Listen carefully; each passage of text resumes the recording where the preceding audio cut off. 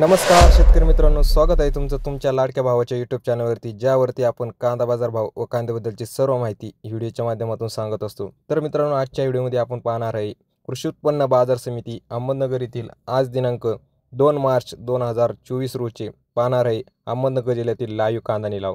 तर मित्रांनो, व्हिडिओ शेवटपर्यंत पहा। त्याआधी चॅनलवर नवीन आला असेल तर चॅनलला लाईक, शेअर आणि सबस्क्राईब करायला विसरू नका। चला तर मित्रांनो, जराही न वेळ घालता पाहूया आजचे अहमदनगर जिल्ह्यातील लाईव्ह कांदा निलाव।